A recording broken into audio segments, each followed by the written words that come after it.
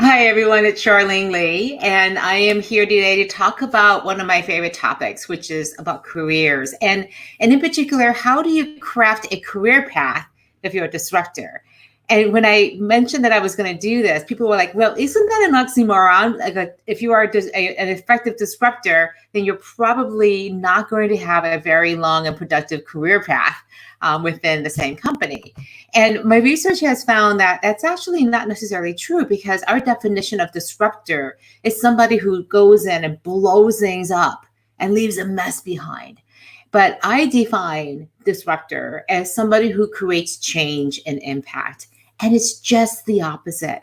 If you are an effective and incredibly powerful disruptor, then you are advancing your career. People want to work with you because you're creating exponential change and growth. So this is the way to think about a career path, because what I have found is that there are many different types of ways that people create careers.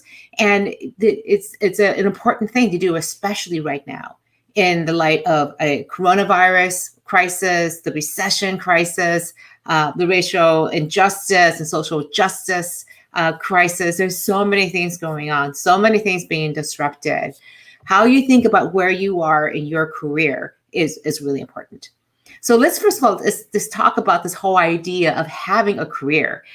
One of the most important things I learned at Harvard Business School, and it seems so obvious, but it was not when I went in. The most important thing I learned there was that the most important asset I would ever manage was my career. And if you think about it, your earning power and your ability to have a career that is not only hopefully going to support the lifestyle and the things that you want to create in the world, but also is psychologically and psychically healthy for you, something that you feel proud to be part of and you feel like you're invested in. So it's personal fulfillment too as well. And what I find is when I talk to people, so what do you do for your career development? What are you doing to invest in your career? Most people are kind of sheepishly saying, I don't do anything. I don't actually think about it until I have to. I would posit that more people spend time managing their Spotify playlists than they do managing their careers. So what I want to talk about today is, how do you manage career if you're a disruptor?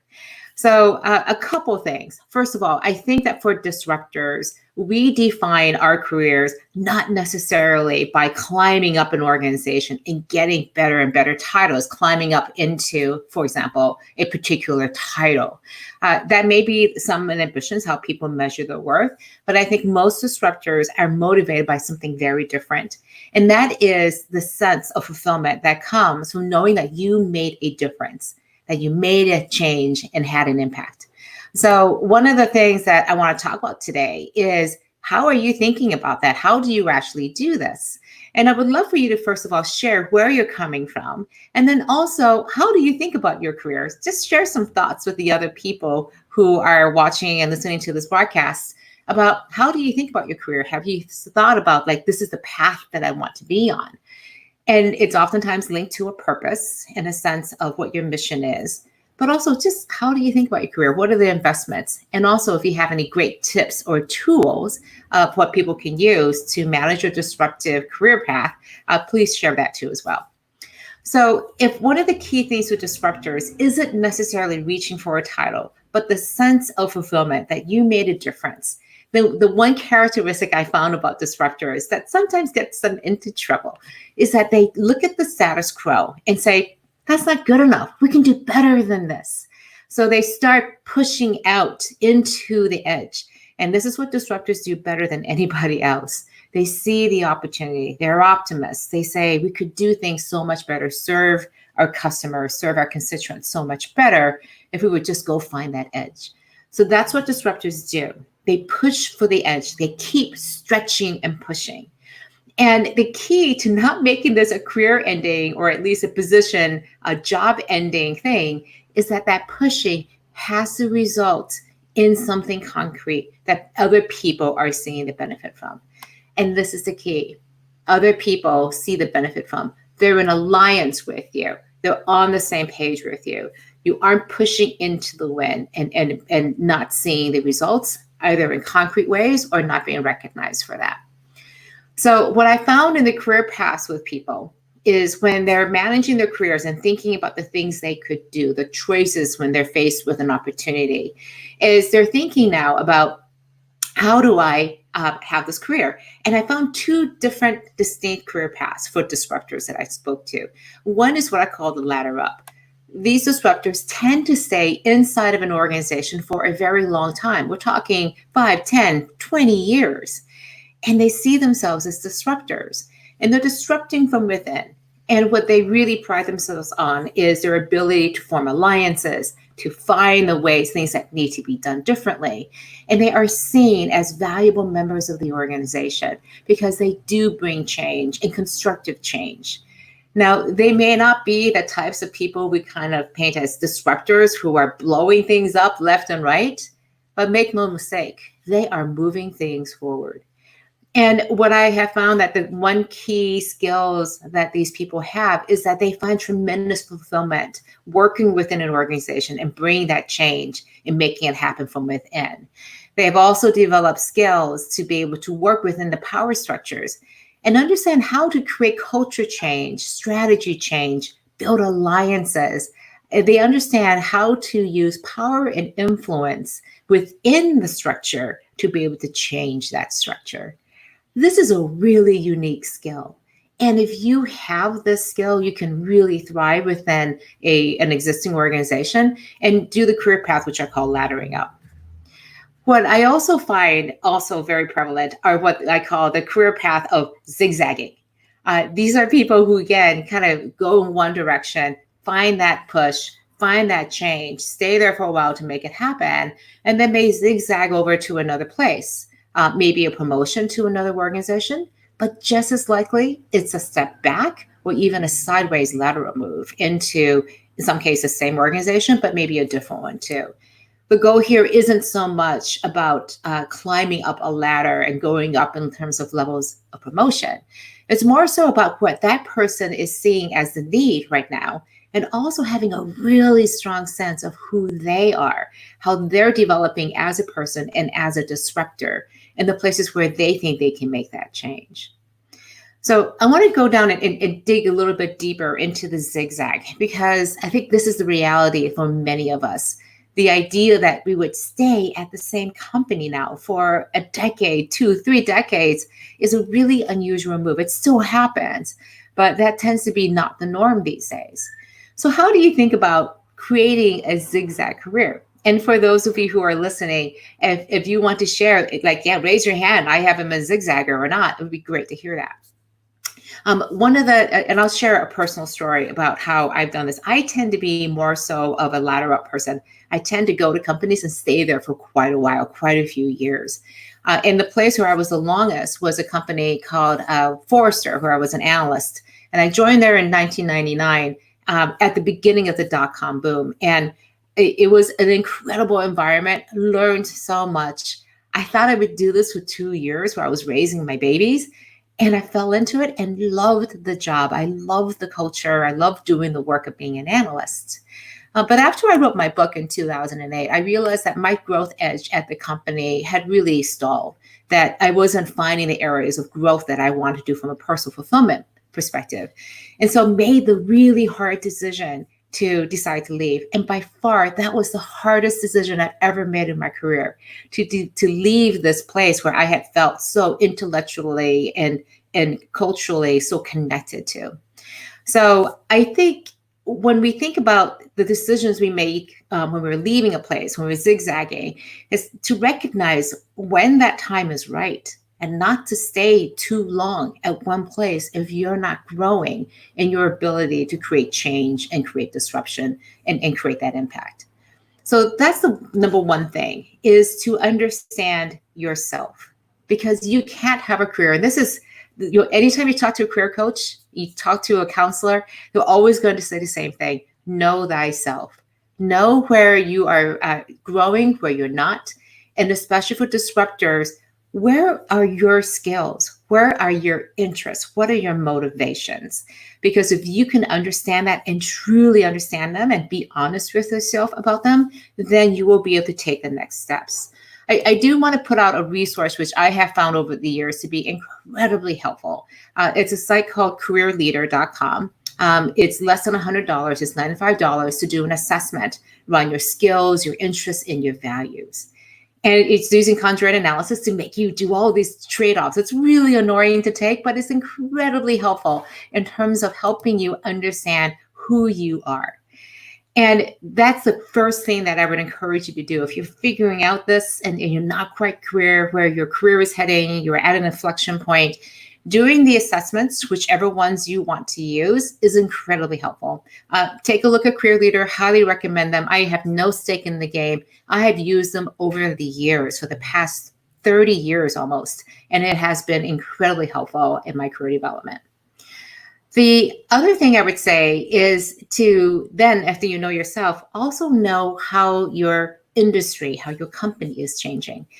And this is so important as a disruptor, because what you do best is you look at the condition for today and you look at what's happening in the future.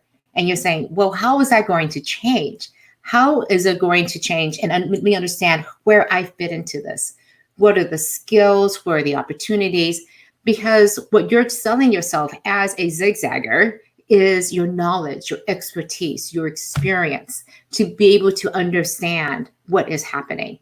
And if you want to zig and to zag, then you're going to have to do it with intention.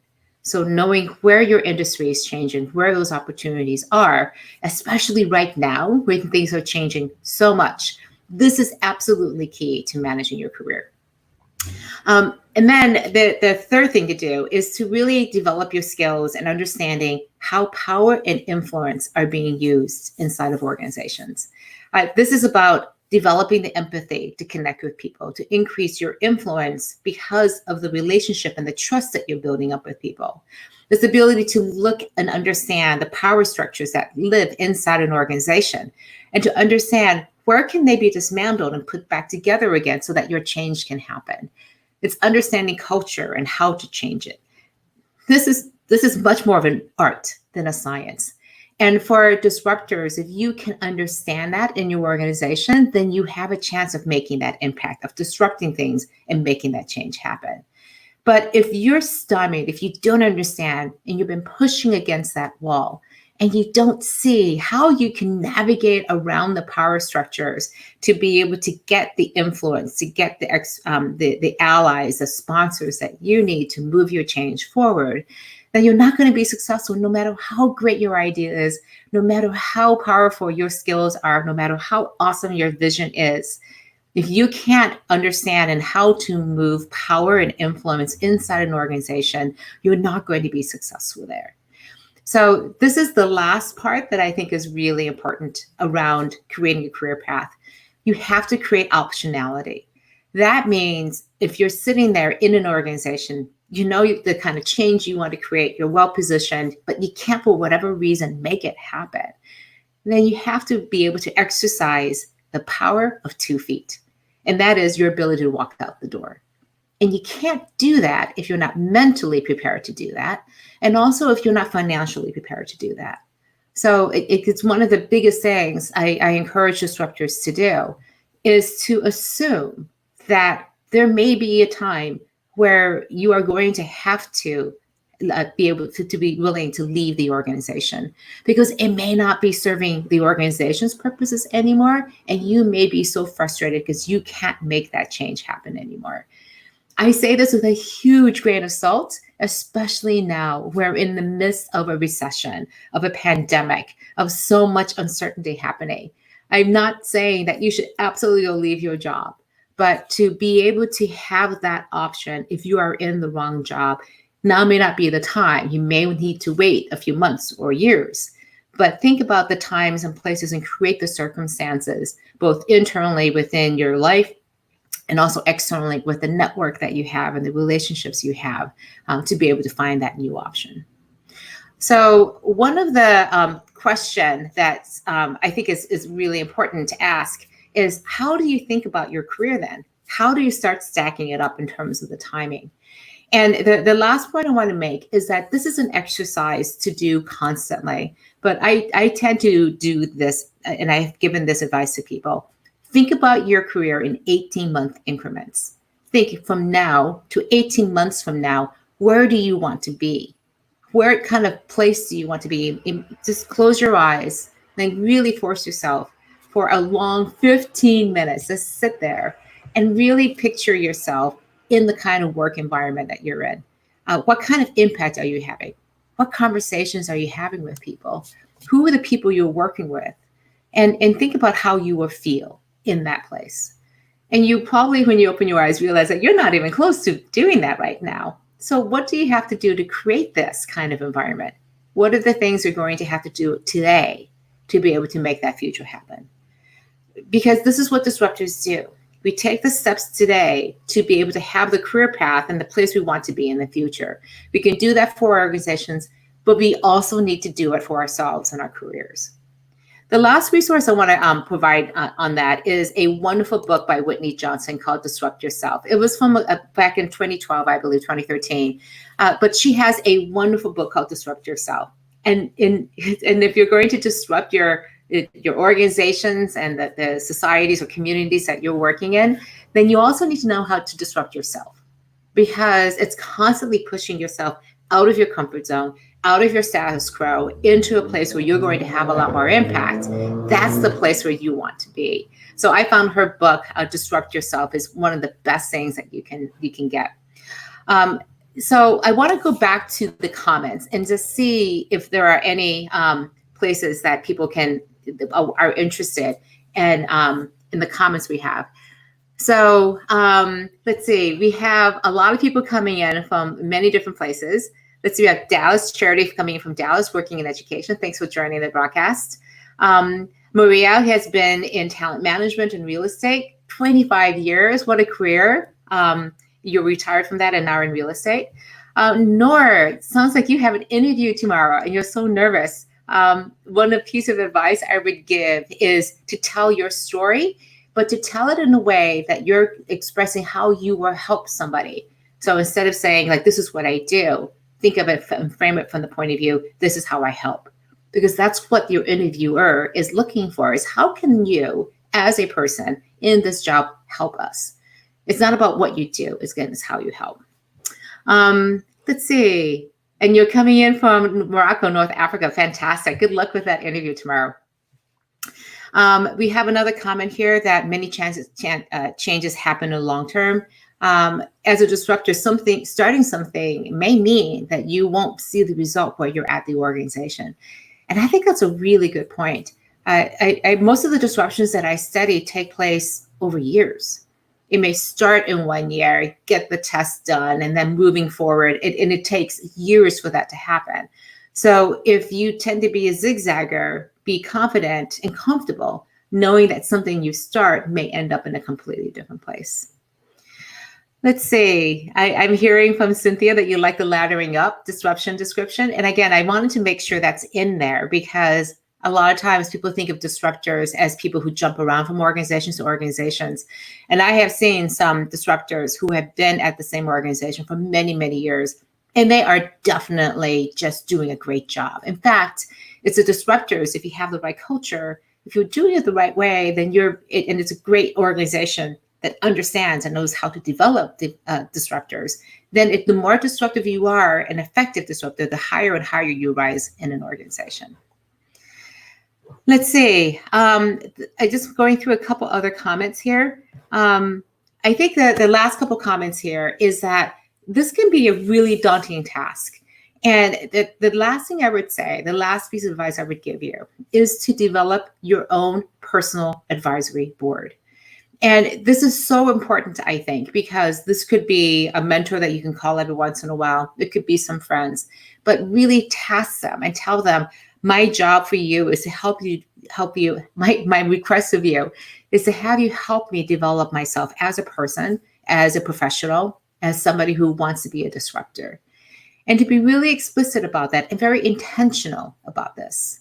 So I think my last 2 points here is make sure you're spending time on developing your career, thinking about your career, where you want to be, and just keep it to the next 18 months. If you can, think about it longer for 3 to 5 years from now, but get started thinking about your career and be very intentional about it.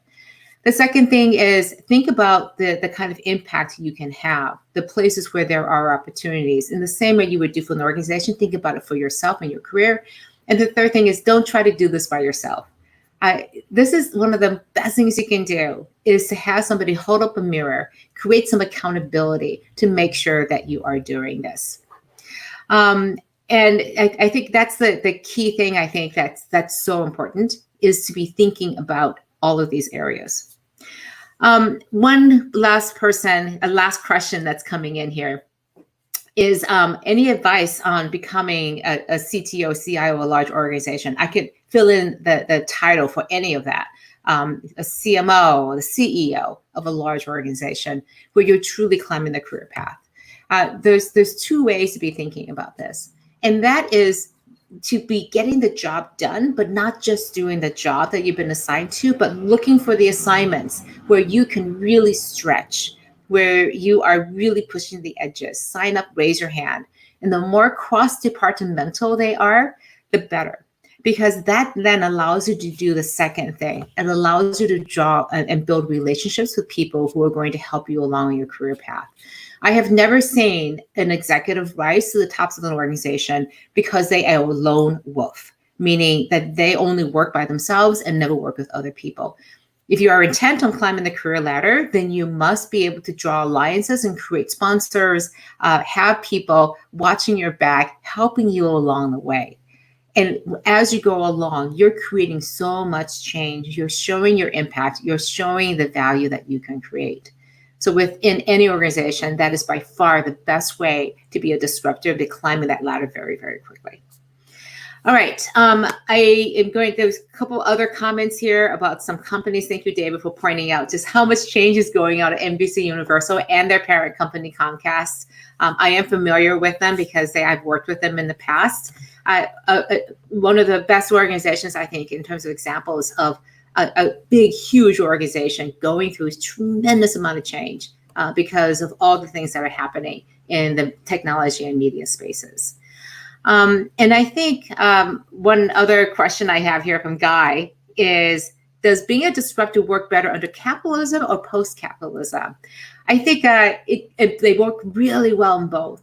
But I think that the skills are very different. And as I understand with post-capitalism is when you're working in an organization that isn't completely driven by the profit motive. In both cases, you're dealing with entrenched interests, with status quo and hierarchies and structures that will, by their nature, resist change, resist moving to things that are different, that could potentially really help people. And I keep coming back to the number one thing for disruptors to do: frame it in the frame of, this is how we can help our customers, our constituents.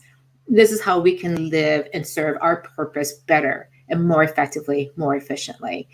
So I think in many ways, the post-capitalism space may be more amendable to this, because the ways that you would probably be disrupting things are in areas that are not necessarily motivated around just the bottom line, which is much more capitalistic. And I think I'm going to end at this point, because I think one of the key things, again, just to summarize, is that you can think about laddering up in the traditional career path, but the way you manage it as a disruptor is going to be very different. But the other thing that you can do, again, is that zigzag, but be very intentional about how you're going to become a disruptor.